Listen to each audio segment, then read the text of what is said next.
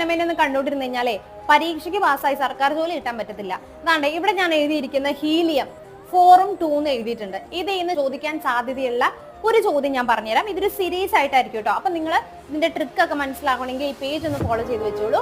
അപ്പൊ നമ്മൾ ഫസ്റ്റ് പറയുന്നതാണ്ട് 2 എന്നും 4 എന്നും എഴുതി വെച്ചിട്ടുണ്ട്. ഇതൊന്ന് അതിന്റെ അറ്റോമിക് നമ്പറും ഒന്ന് അതിന്റെ മാസ് നമ്പറുമാണ്. അപ്പൊ ആദ്യം നമുക്ക് അറ്റോമിക് നമ്പർ പഠിക്കാം. അറ്റോമിക് നമ്പർ എപ്പോഴും ആറ്റത്തിന്റെ താഴെയായിരിക്കും എഴുതുന്നത്. എന്താണ് താഴെ വരുന്നത്? അറ്റോമിക് നമ്പർ ആണ്. എന്താണ് ഇനി അറ്റോമിക് നമ്പർ? അറ്റോമിക് നമ്പറിനെ നമ്മൾ എളുപ്പത്തിന് ഇസഡ് എന്നുള്ള പേരിട്ടാട്ടോ വിളിക്കുന്നത്. അതായത് it is the number of protons or electrons. പ്രോട്ടോണുകളുടെയോ ഇലക്ട്രോണുകളുടെ ആകെ എണ്ണത്തെയാണ് നമ്മൾ അറ്റോമിക് നമ്പർ എന്ന് സൂചിപ്പിക്കുന്നത്. ഒരു കാര്യം ഇവിടെ, അപ്പം ഈ 2 എന്ന് പറഞ്ഞിട്ടില്ലേ, അതെന്താണ്?